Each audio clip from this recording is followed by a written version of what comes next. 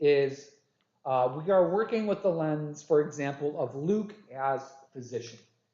And one of the things that we talked about 2 weeks ago, well, some of the things that we talked about as we've been focusing on Luke is that Luke uses more imminent physical imagery and language, right? And the tradition of Luke being a physician, is that people tend to point to that, saying this is why Luke is so focused on the body. One of the things that we looked at 2 weeks ago, we were reading the passage of the Beatitudes and contrasting Luke, or the Beatitudes in Luke versus the Beatitudes in Matthew. We talked about how Matthew, quote unquote, spiritualizes things a little bit more, whereas Luke is blessed are the poor, blessed are the meek. It's straight up, and then adds on the contrast, and woe to those.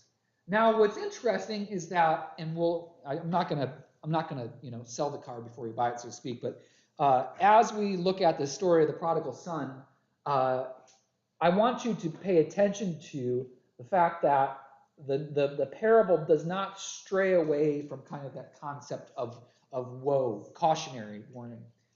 Some of the other lenses that we can hold up to this story as we're reading it is we talk about Luke being written during the period of expansion of Christianity, and the fact that Luke is writing especially, potentially, to an audience of Gentiles, so people outside of the Jewish tradition. And this, for me, is one of the most powerful lenses that we can use in reading the story of the prodigal, right? Is that this is a story, this is a narrative, a parable that talks about what it's like to be on the outside, okay? And I encourage you to use this lens not just for the prodigal son, but also for the elder brother, right? Is what does it look like to use the lens of being on the outside and to hold that lens up to the elder brother, right? What does that feel like? Okay, so again, I'm not gonna give everything away. Not that there's anything to give away. There are no right answers here, as I will repeat over and over. There are only the ways that you read it. So, but then also, I highly encourage you, just as I was talking about in the sermon this morning, one of the things I would like you to think about is what are the languages that you're using to read this too. So, we talked about what languages we speak. So in other words, try and think about what are the lenses that I'm holding up to the Bible when I encounter it, right? So does where I grew up impact and affect how I read this? Does where I went to church as a child, right? Does how I heard this story preached or taught, does that affect how I read this? Does my does my income bracket affect how I read this, right? So, and again, these aren't concrete examples. I'm saying, be cognizant of what affects how you read Scripture. Okay. Never mind. I'll read it through. I was going to say let's toss it around, but the problem is this mic does not pick up anything beyond like 5 feet from me. So for the sake of the stream, I'll read through it, but I would be more than happy to show. Okay. Then Jesus said, there was a man who had 2 sons. The younger of them said to his father, "Father, give me the share of the property that will belong to me." So he divided his property between them. A few days later, the younger son gathered all he had and traveled to a distant country, and there he squandered his property in dissolute living. When he had spent everything, a severe famine took place throughout that country, and he began to be in need. So he went and hired himself out to one of the citizens of that country, who sent him to his fields to feed the pigs. He would gladly have filled himself with the pods that the pigs were eating, and no one gave him anything. But when he came to himself, he said, "How many of my father's hired hands have bread enough and to spare? But here I am dying of hunger. I will get up and go to my father, and I will say to him, 'Father, I have sinned against heaven and before you. I am no longer worthy to be called your son. Treat me like one of your hired hands.' So he set off and went to his father. But while he was still far off, his father saw him and was filled with compassion. He ran and put his arms around him and kissed him. Then the son said to him, Father, I have sinned against heaven and before you. I am no longer worthy to be called your son. But the father said to his slaves, Quickly, bring out a robe, the best one, and put it on him. Put a ring on his finger and sandals on his feet, and get the fatted calf and kill it, and let us eat and celebrate. For this son of mine was dead and is alive again. He was lost and is found. And they began to celebrate. Now, his elder son was in the field, and when he came and approached the house, he heard music and dancing. He called one of the slaves and asked what was going on. He replied, Your brother has come, and your father has killed the fatted calf because he has got him back safe and sound. Then he became angry and refused to go in. His father came out and began to plead with him, but he answered his father, Listen, for all these years I have been working like a slave for you, and I have never disobeyed your command. Yet you have never given me even a young goat so that I might celebrate with my friends. But when this son of yours came back, who has devoured your property with prostitutes? You killed the fatted calf for him. Then the father said to him, Son, you are always with me, and all that is mine is yours. But we had to celebrate and rejoice because this brother of yours was dead and has come to life. He was lost and has been found. Ooh, I'm talking too much today. Let that just sit for a little bit. But what we're going to look for, and what I'm encouraging is, first question, is there anything that you heard differently this time than you have before? Forgiveness. Yeah. Forgiveness for who? For the son that squandered everything. Yeah. I'm not going to put words in your mouth. Yes. Compassion. Forgiveness, compassion. For both of them, yes. Well, it reminds me of the friends I have who have lost a child to drugs or to something, and they had to go through a time where they almost decided that that child didn't exist, but as soon as they could come back, and that you never could understand that. Yeah. What part of it was hard to understand? They couldn't, and I as myself, it was hard for me to understand how you could tell the kind of the hard love type thing, that kind of thing. When they tried everything and it didn't work. And that's similar to this. Yeah, absolutely. I never thought of this when I first heard this. Absolutely, yeah. It didn't relate. Anything else that you're hearing differently this time reading through it? Matt? Well, I think part of it, we see this in our communities now where you've got some people who are out there not taking care of themselves. Yeah. And people look at that as being their own fault. And there are other people who do take care of themselves and make a good life for themselves. Yeah. And then when those two groups of people come together, there's this conflict. And the second group, the people that are housed and are taking care of their families and such, are saying, wait a minute. I pay taxes. Yeah. I do all this thing. I live a good life, and I have to put up with this guy living down the street in my car. Yep. You know what I'm saying? Yeah. So you can see the same sort of dynamic going on here. This is a really fun one to kind of expand beyond the interpersonal, but into, because that's a perfect example, right? Is talking about how judgment passes between perceptions of people's life and their experiences that put them there. Yeah, we'll come back to that. Anything else that people heard differently this time? I have one more question. Yeah, go. This is more of a practical question.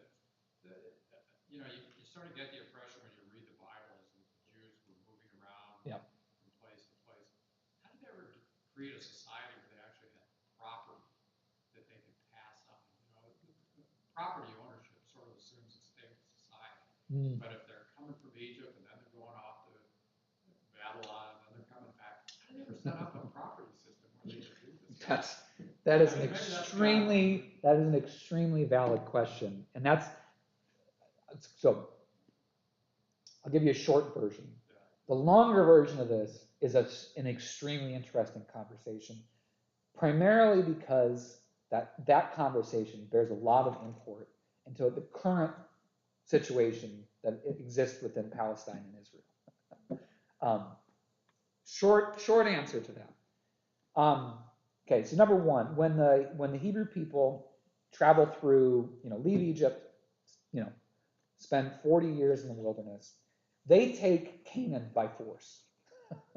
Let there be no doubt. So when they possess the land of Israel, it is by might of arms. They eject the people that were living there previously. Okay, which this is something that I think we always need to come back to and think about. Well, I don't know how I want to put that. We're in a complex relationship with the people of Israel as Christians because we see ourselves as not being Hebrew people, right? We point to that as our tradition, as our lineage. We use those stories as part of our canon, but maybe others feel differently. But generally speaking, Christianity, we do not see ourselves as Jews, as Hebrew people. I mean, we're not talking theologically, right? Obviously, we're not Jews, but we don't claim that identity per se. Okay. But one of the things that we do is we kind of give the Hebrew narrative kind of like this carte blanche, like they obviously were the children of God, so we can't really naysay anything they did. Here's the problem, though, is that they very much took that land by force. The justification for it was that this is what God told them to do, okay?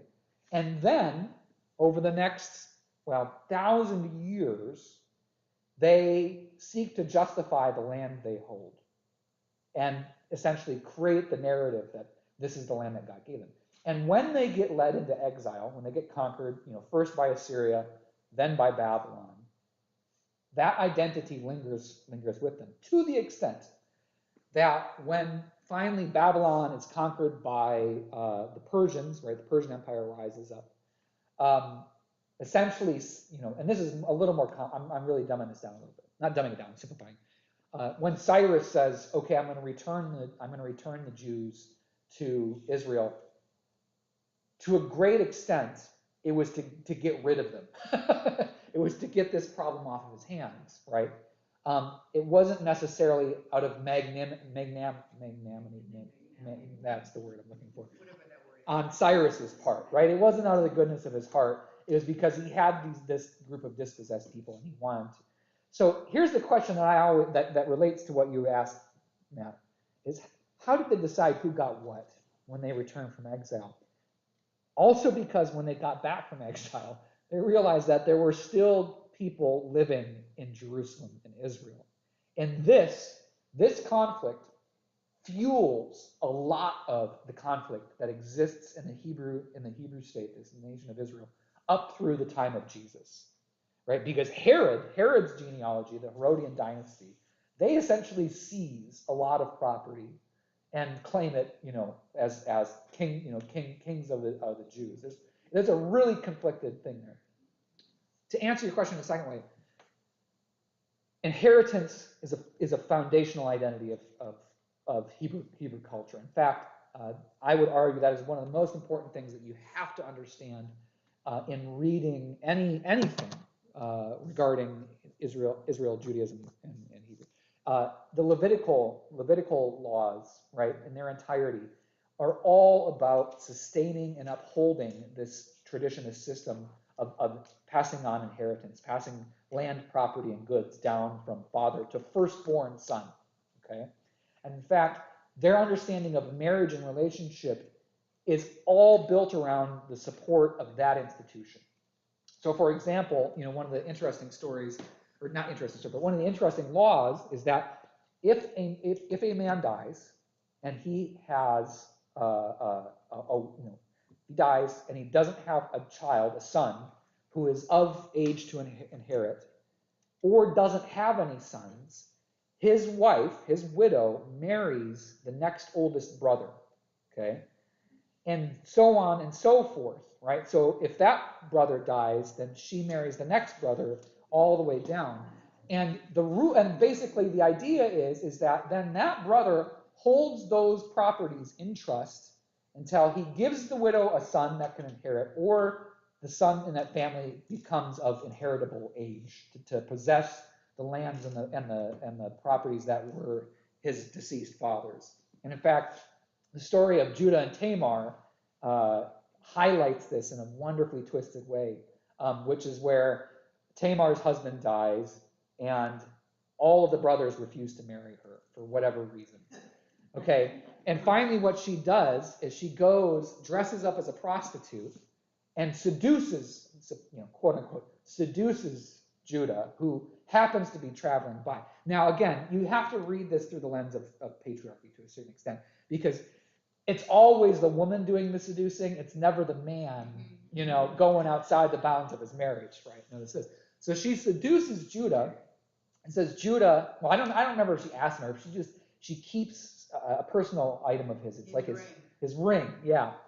And then, shocker, Judah goes back and says, I slept, well, he doesn't say I slept. How do you phrase it? He says, there's a prostitute out there that we need to arrest and stone to death. I don't think, he never admits, of course he doesn't. And when they go to arrest Tamar, she holds up a ring and says, whose is this? And then suddenly Judah marries Tamar and gives her a son and fulfills what his promise was. And the underpinning thread of that whole thing is that Tamar argues that she is in the right no matter what she does, because the brothers of her husband did not follow the Levitical law of marrying her and giving her a son. So she could do whatever she needed to because they were the ones that had broken the law, not her. Right? So this is a story that I always point to.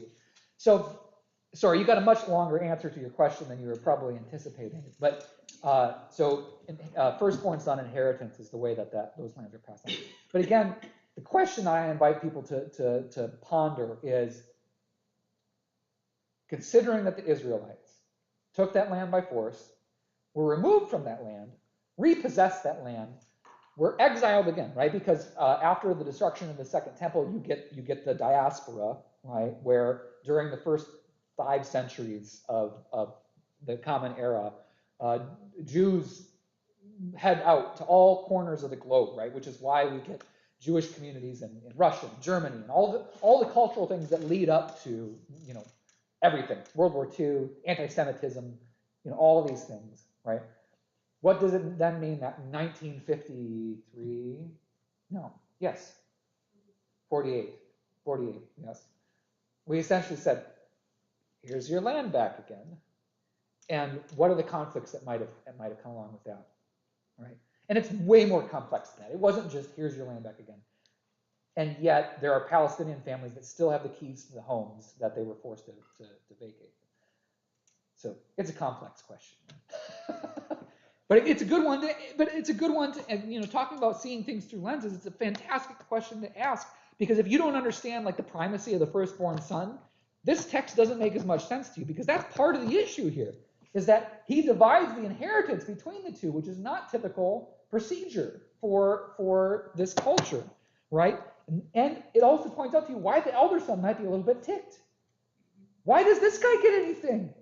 He took half of it, he took off to the middle of nowhere, gambled it all away, comes back, and you're slaughtering the young calf that I raised for him? Heck with this. I'm gone.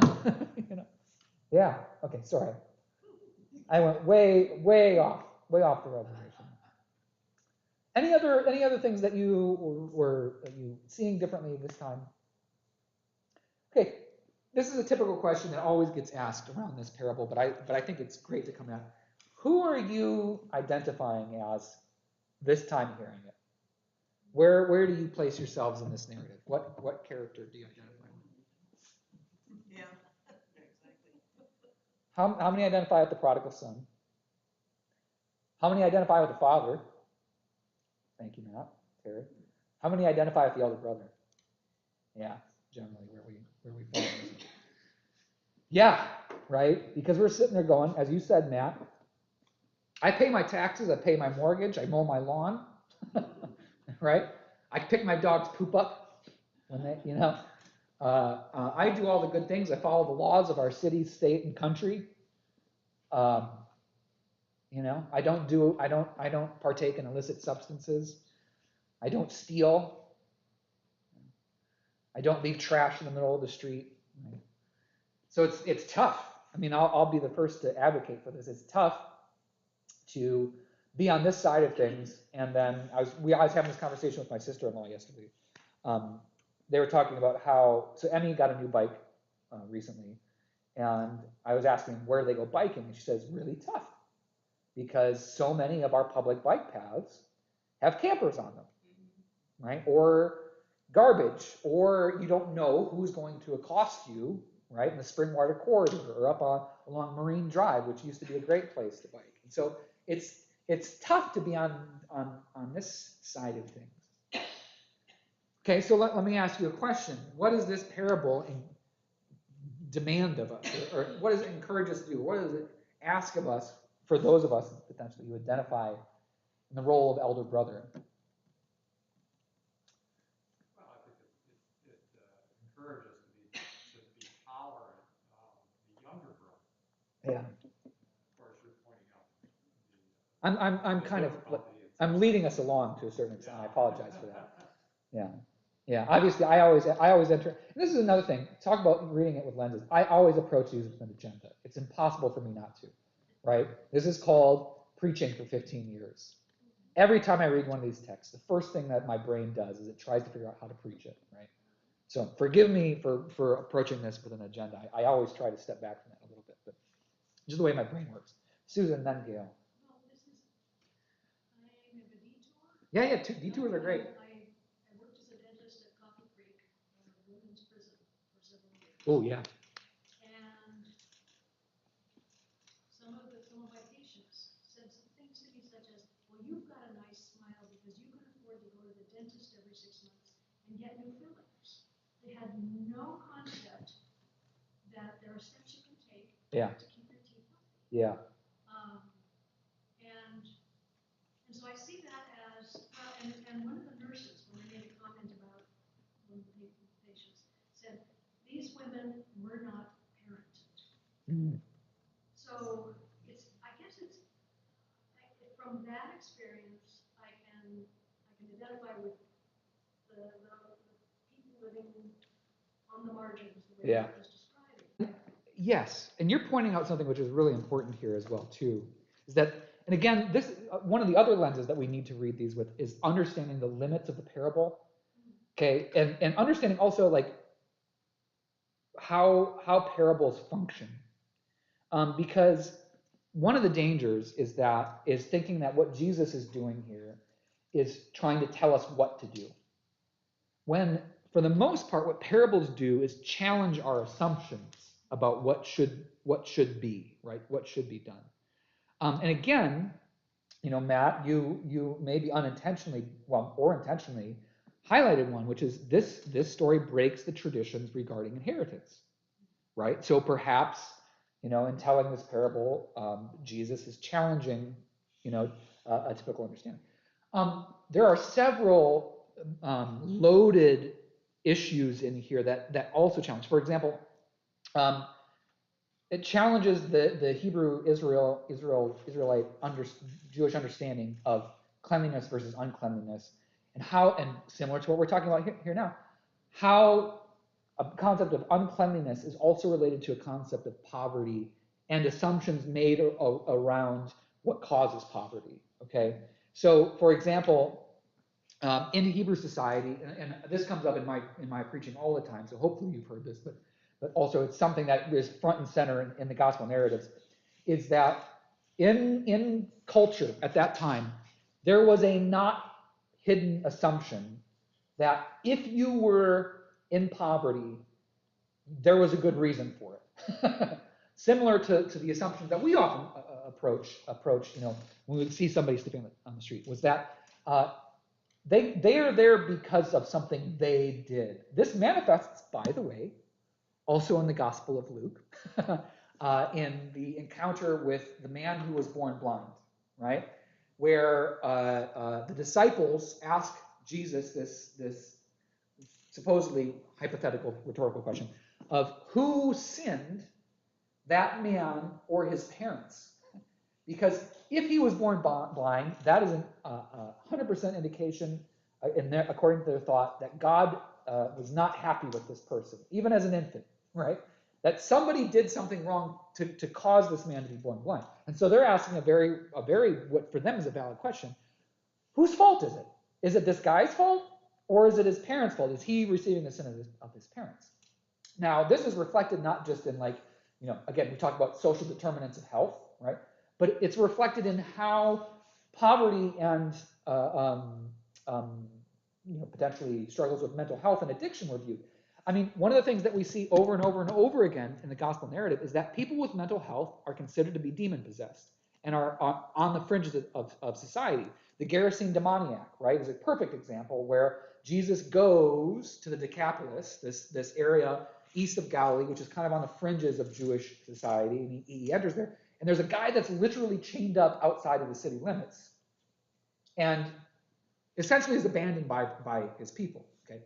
Now, in the narrative, it seems like there's a good reason for that, because again, the guy is quote unquote possessed by demons. But I think there's an interesting kind of thinking,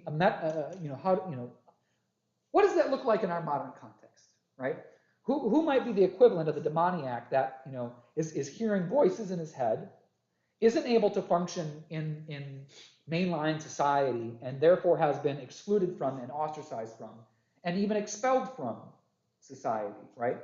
And what Jesus does in healing him, right, casts out these demons into the pigs run off the cliff, this great dramatic narrative moment, which I always get a kick out of, heals the man, and the city literally riots.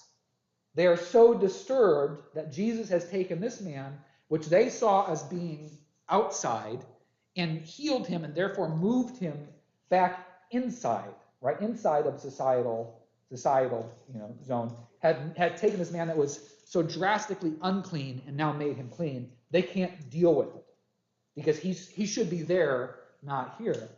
So, sorry, I went on a long circuitous route of here is one of the major pieces that's front and center, especially in the Gospel of Luke, and the way that Jesus does it, the way that the Gospel author does it is by telling these parables that are meant to challenge us as to our assumptions regarding things like, because somebody is poor, does that mean that they've sinned? Right? Because we, in the 21st century, we don't look at somebody who's blind and say, obviously God detests that person, right? Although, right, you want to talk about the history of disability within our country and how people with disabilities historically have been excluded from participation in the fullness of society. We maybe didn't explicitly say those things, but our practices sure did. Great documentary. Anybody seen Crip Camp? Oh! Oh man, it was on Netflix. It might still be on Netflix. It starts out as the story of, I can't remember the name of the camp, this camp that's in one of the northeastern states that was a camp specifically for youth with disabilities, and it was radical. I mean, this is during the 60s, during the hippie era, right? And then it tracks how, this being one of the seeds of the story, eventually we arrive at the ADA, the American Disabilities Act. Right? So we did not develop the ADA out of the goodness of our own heart. It took people bringing attention to our treatment of people with disabilities in order for us to get there. So yeah, I mean, man, I'm preaching again. Tough to let go of. But yeah, parables force us to call into question our assumptions. They're really meant to make us ask questions, not necessarily arrive at answers. So finally, getting back to Susan, where we were heading there is really, and the powerful thing about this as well is that really the parable leaves it up into our hands. It says to us, here are the things that I want. I'm speaking maybe through Jesus's lens now. Here are the things that I want you to think differently about. And then having gone through that experience, it's left into our hands as to how we move from that place to, so what do we do? What do we do about folks that are sleeping in the streets? Okay. However, and again, I apologize for putting words into our collective mouths. However, does this parable perhaps encourage us to act with more forgiveness and compassion and understanding? So how do we learn to speak the language of the folks that are out there? And what does it mean when we, it's tough. I do the same thing. Matt, go ahead. Then I'll. I think one of the things it does just leave you hanging. It does. And one of the characters you brought up at the beginning was the place of the father. Yeah. Trying to explain this to the elder son. And if you think about our political leadership and the community leaders, they're in the same spot. Absolutely. They're trying to figure out, okay, so we've got all these problems, societal problems, not just homelessness, but lots of things. Yes. And yet we've got these other people, these people that are actually paying the bills and voting for us. Yes. Begging us to do something about this, and yet there are no perfect answers. No. And you can just watch, Mayor Wheeler and Dan Ryan on the city council and, people like that trying to figure out how do we get this taken care of? How do we help all these people and not coming up with an answer? You know what I mean? Yeah. And the dad in the story is in the same boat. Oh man, that is a really interesting perspective to look at this from. I honestly have not made that. I have not made that metaphorical connection before, because I bet for the father in this story that really is an issue of trying to hold in tension these two people, right, and trying to explain to the elder son emotionally what's going on for him with the younger son and not seeing it. And we'll come back to that, Gail. Well, it doesn't say that he divided the property equally either. Does not. I put words into our mouths. And yet I was thinking, I didn't used to think this way, but and more that you think about things, when they used to give the oldest son the major property, that doesn't mean the rest were supposed to starve or be. No. Absolutely not. That person then becomes the caretaker Yeah. of the rest. Absolutely. And an important piece that I neglected to elaborate on as well too is that another core competency for understanding Hebrew society is understanding the concept of house, right? So family is not just the nuclear family, right? It's not just the children. It's literally the entire household falls under the responsibility of the inheritor, right? Am I brother's keeper? Yes, absolutely, literally, in this case, right? Which again ties into when the husband dies, it's the family's responsibility to give an heir to the widow so that she can inherit the property. So that she doesn't inherit it, her son does, but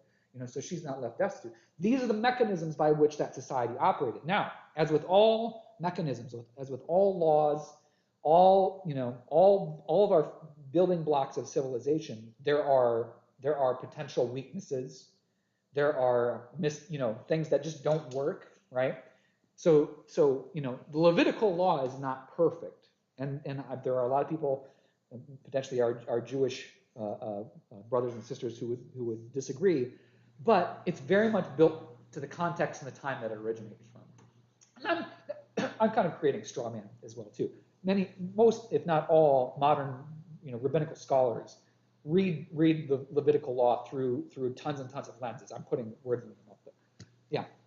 Well, getting back to the marrying the different brothers was their way of protecting that woman from becoming a widow, Yes. destitute. Yes. From the woman's part of view, I'm sorry, I would not have married my brothers. No. My husband's No, brother, 'cause absolutely I was not. a substitute. It's a very well, and that's the thing, right? This is a very mathematical answer to a cultural and a much more sensitive issue, and it is created solely from the perspective of the people in power, which are the males in that society, right? Obviously, the wives are not getting input into the formation of this law, and again, this is why throughout the Old Testament we get such an extreme emphasis on who are the people that you care for above all others, the widows, the orphans, and the foreigners, because they are not protected by the societal constructions, right? So this is why throughout the prophetic works, throughout even the historical works, you hear this repeated. It's like, these are the people that you care for, right? Because it's not really built into the rules. And speaking of, I mean, the other thing that, and this ties in with, we're talking about what lenses, what languages we speak. But the way that I've always enjoyed talking about is, what are the rules that we grew up with, or the rules that we live by, right? Growing up in rural northeastern Michigan, my rule set was very much defined by that culture, right? By that area. My rule set had a lot more to do with agriculture. Like one of my favorite examples of this, where I came into conflict, was junior high. Literally, when I went from my elementary school of 120 people total, so K through 6, a total of 120 people, to a middle school of 1,000. Yeah, so 1 year I'm at this elementary school, the next year I'm at this middle school. So talk about culture shock. It was miserable. I hated it. I got bullied. I struggled with it. My mom made a lot of our clothes, which are not stylish according to most modern fashion things, apparently. But where I saw this, talking about two different rule sets coming to conflict. But the first time I had one of my townie friends come out and stay the weekend, Scott Gagne. He was on my baseball team. He came out, spent, I don't know, a night or 2 nights for sleepover, right? And I said to him, well, here are the things that we can do, right? We can go down swimming at Sunken Lake. We can go to the grocery, or we can go to the corner store. And he's like, oh, okay, how do we get there? I'm like, oh, we'll bike. Which he's like, okay, great, I bike all over the city, right? He's like, how far is it? I'm like, it's a couple of miles. It's 5 miles. For me, that was a couple of miles. When we talk to each other, our scales of distance were, how far, so distance is our neighborhood, and neighborhood for me, I could see my grandmother's house across that field. I could see Bed and Buddy Wong's house across that field. Jim Wong, their son, lived across that field. That was my scale of distance, right? Scott's scale of distance was built on city blocks. Mine was built on literal hayfields and apple orchards, right? So a couple of miles, 5 miles of biking was like the equivalent of walking down to the corner store, right? For Scott, that was a lot more physical exercise than he wanted to get. And by the time I'm like, let's go down and swimming at Sunken Lake. How far is it? It's a couple of miles. We get there, half hour later, and he's like, that was a lot further than I was thinking about. I'm like, okay. He's like, well, how are we getting home? Well, we have to bike back home. Okay, so we bike back home. Hey, do you want to go to the corner store? How far is it? It's a couple of miles, Scott. It's another 5 or 6 miles at that point. Yeah. And that's just kind of like one small example of it as well, too, is that it was also things like, you wouldn't think it would be that different, but language, how we talked about things, me growing up, on the farm. For Scott, the grocery store had the answer to everything, right? Where did you get food? Where did you, how did meals arrive at dinner time? All these things. Whereas for us, he was shocked, absolutely shocked, that you could just go over to my grandpa's house and pick tomatoes. Like they just existed right there. Didn't have to pay anything. You just picked them off the vine. And there were raspberry bushes, and nobody was going to slap your hand for taking raspberries out there. I mean, just that the fact that food existed in a place that was accessible to you, that you didn't need money to access, was mind-blowing to him. He had and the fact that we had apple trees that you could just go up and pick an apple off, never, Anyways. Now think of that in reverse. Exactly. You go down to the grocery store and pick up an apple. Do you know how hard it has been for me? I can't eat apples anymore. They're all awful. No, that's not true. That's not true. But it took me, I remember when I left home and I went to college up in Houghton, Michigan, middle of nowhere, right? Went from middle of nowhere to middle of nowhere. But I had to figure out how to provide food for myself. I was hopeless. I had no idea what to do. Grocery store shopping? My mom always did that. She just came home and there was food. Anyways, I'm done talking about myself. Okay, but the rules that we grow up with, right? One of the struggles for us is that we assume that those rules exist because they're the right rules. It's really a challenge for us when we realize that the rules that we grew up with exist because they were the rules that fit our context, okay? And when we come into contact with different sets of the rules, it's hard. Now, one of the things that I would encourage you to imagine about is what are the rules that somebody sleeping on the street navigates to, right? Are those rules different than the rules that we navigate? Because we're, and rightly so, we're frustrated that there's garbage that's present. We're frustrated about theft and violence and all the things that we associate with it, which aren't necessarily always corollaries. But if your basic motivator is hunger, shelter, and personal well-being, how are your rules different than for me? My major motivators are comfort. I gripe because I had to have a significant amount of plumbing work done, and I could only use one bathroom out of our 2 bathrooms in our house. My rule set is so alien from somebody whose day-to-day existence is about finding a safe place to sleep at night. So perhaps I need to learn to speak a different language, right? So here's the other thing that's fun about this parable is what is the rule set that the younger son learned during his period of dissolute living? I love that word. It's really fun in the Greek too, but I can't remember what it is right now. But what new insights or perspectives did this young son gain perhaps during his time there? And how might that perspective be valuable as he reintegrates into this other community? Do you think that perhaps he has more compassion for, and this is an inconvenient thing that we often leave out of this, for the slaves that his father owns, right? Do you think, because, he says, essentially, I am no longer worthy to be called your son. I am essentially returning as a slave, He probably gains new insight. Now, the other piece, so, sorry, going back to something Matt was talking about.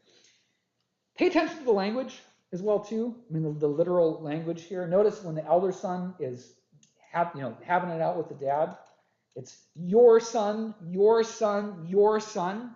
And what does the father say to him? Your brother who has been returned to us, right?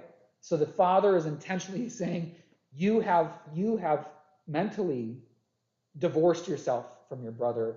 I am reminding you that he yet remains your brother, right?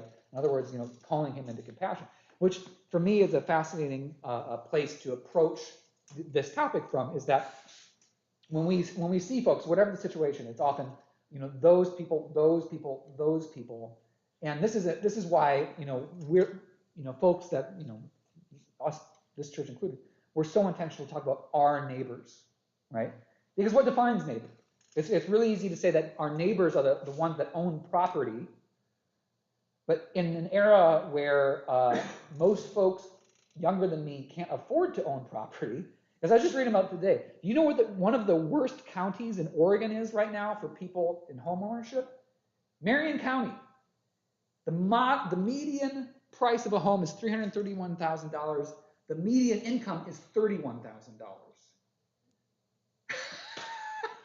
So when we talk about what does it mean to be our neighbor, does that include renters? Which, by the way, rent is at an all-time high. Many of the people that I know, that I grew up with, are blessed enough to have a social safety net and to have the option to say, I can't afford to live in the city. I can live with my parents until I'm old enough, or until I'm financially successful enough to afford rent, buy a home, right? Many folks don't have that. One of the most vulnerable populations are children in the foster care system. Foster care system is essentially a direct feeder line to homelessness in many ways. This is not an attack on the foster care system, by the way. This is just a reality of it, because what happens when a child turns 18 and is no longer welcome at their foster home? That's why education is the gateway. Education is one tool. It's one big piece. Yeah, and there's so many more But things. if you don't have that even in your background of a desire for it, because you struggled even to get through high school, maybe because of your situation. Absolutely. So it's And also, so deep. beyond an intellectual education, were you equipped with the tools to be able to live on your own, right? I talk about, not being able to cook for myself, which I've ameliorated. I love cooking now. But that was my primary concern as a 21-year-old, as a 20-year-old, was like, oh, boxed ramen again, you know. But I knew that if my parents were helping me with my college tuition, my rent, right? I knew that if I flunked out of college, I would be in hot water, but I would have a place to go back to until I figured out what I was going to do with myself, right? And it's not just kids coming out of the foster care system. There's so many people for whom those are not options, and that's one of the things. Is again, how do we imagine people ending up sleeping in that tent, right? How do we imagine them getting there? Are we always approaching it from this understanding of, well, they're there because they squandered their inheritance in dissolute living, right? Or are there perhaps other forces that are pushing on it? Sorry, Susan. Sorry, we went way off the reservation today. I apologize, but these are interesting conversations. Let me add something to Go, this. Carolyn. I dealt with women who got pregnant. Their families threw them out of the house. Now they have a child. Some of them have 2 or 3 children because they're on welfare. Yep.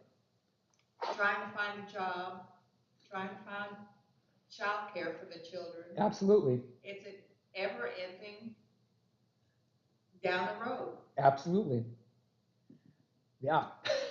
Well, and not well, never mind. Susan, go ahead. The phenomenon of generational poverty. Yeah. And adding to, I'm sorry, on education. Gail. My son's first grade teacher in the spring asked the class, how many of you went to bed when it was still light outside? And my son was one of 3, which is why she confided this to me, that in her 20 years of teaching, once daylight saving time started and children started staying up later, if first grade hadn't clicked, if they hadn't learned how to read and the basic arithmetic, whatever they needed to learn in first grade, it was downhill. Yeah. And so you think about someone who's not successful at that level, and their parents most likely, not all of them, but that 20% in generational poverty, where their parents had no concept of order, discipline, discipline in the disciple sense, not the. Yeah. No. I'm with you. But that just adds to the load for the foster children or the people with any kind of mental illness. Totally. That can't function in society, in our society. Absolutely. And we need to wrap up soon. But to bring this is close to home as well too. For those of you that have children, who now have children, how many of you struggle with the way that your children are raising your grandchildren? You Right. It's a different time. And not necessarily in terms of disapproval, but just because the world that your children are navigating in terms of raising children is night and day different than the world that you were raising children in. Yeah. It's been fascinating watching my brother go through this. Granted, my dad has, it's a different thing, but my dad does not harp on the way that he does it. Sean and Julianne do a great job with Emmy. But the challenges that they have to navigate, my dad struggles to comprehend. And again, this is not in any way, shape, or form a critique of him. But, my dad was a stay-at-home dad, right? Up until he finally got full-time at the post office, okay? Sean and I just ran around the farm, right? Especially during the summer. Now, granted, he would put us to work when he could, especially when there were things that needed to be done for the apple orchard. But one of the things that my dad loved was that part of our upbringing was being able to do our own thing. Because one of the things that he celebrates is that we are young, well, not young anymore, but we became independent people because we didn't have somebody telling us what to do all the time, right?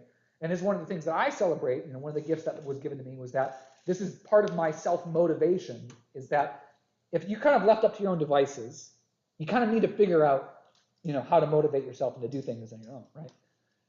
One of the things that's true with my brother and with his daughter is that they live in a world where Sean can't just say to Emmy, yeah, we'll see you at 6 p.m. anymore, right? I already, narrated some of the challenges they face. Like, Laurelhurst Park, they find, they've had several encounters where they found, needles and weapons and things in that park, and so there's this totally different world. My dad's sitting there going, why in the world do you want to live in a city? Why don't you move back to Michigan? It's like, because there's no jobs in Michigan, Dad. There are, but they're, not jobs that either Sean or I are equipped to do. Yeah. Okay, sorry. I was just gonna say from what Susan said though, we have set up schools and learning as if everybody's alike. And Yeah. so you mentioned first grade. I would, as a first grade teacher, find fault with that because not every child Yeah. is going to be able to read and do math in first grade. But that's not the end unless we've set the system up that Yep. way.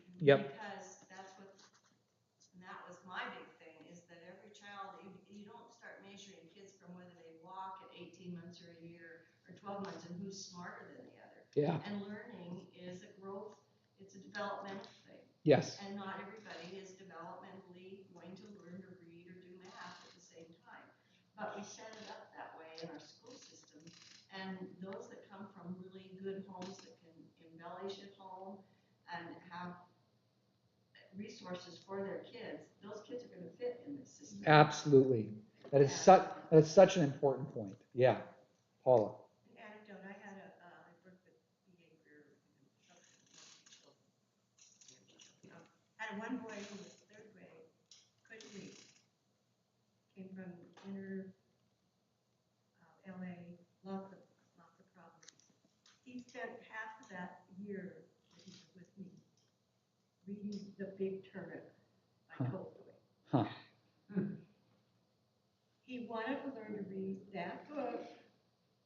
He had been disadvantaged his entire life. It took him like 4 months. Every time we would read, if you wanted to share a reading part of something, you could have The Big Turnip. Everybody in that class was so patient with him. Yeah. But I don't know what he saw. He saw something he had to achieve that he knew he could do. With insurmountable odds against him. Kind of remarkable. It is by Tolstoy. Who wants to read Tolstoy? Good Lord. In the third grade. And that's why he stopped. You read Tolstoy, From somebody that admires. Okay. I'd never heard of that before, and I was sitting here going, you're saying The Big Turnip and Tolstoy in the same sentence, and the two are not. Sorry. Anyways. Was the big turnip a person? No, it's a Russian No, folk it was tale like- that Tolstoy retold. Yeah. It was like, Like the big football. Talk about shooting for the stars, man. That had to plan it all by himself. Yeah. Nobody would help him. Wow. And Yeah. he ended up eating the whole thing by himself, but growing it. Good Lord. Remarkable. That's powerful. Yeah. It's 12:33, so we should probably wrap up. Okay, so next week, Matthew. So next week will be the introductory. So we'll go over context of Matthew. We'll go over the person of Matthew, who that was, and then I'll either spend 1 or 2 sessions on that, and then we'll wrap up with John. Just to bring it back home in 15 seconds. Here's the piece that I always love to think about with the prodigal as well too, is again knowing that Luke is writing his gospel specifically to the Gentile people. Okay, how might they have heard this parable speaking to them? Who might they have identified with? And there's no one answer to this, but for me, this story of profound forgiveness and acceptance, despite unclean backgrounds, has always felt to me like Luke's great, message of welcome to those who so many of the early Christian communities saw as unclean because they weren't circumcised, they didn't follow the cleanliness laws, et cetera, et cetera, et cetera. Yeah. So anyways, that's my closing statement. Okay, thank you for the wonderful conversation today, folks. I will see you next Sunday.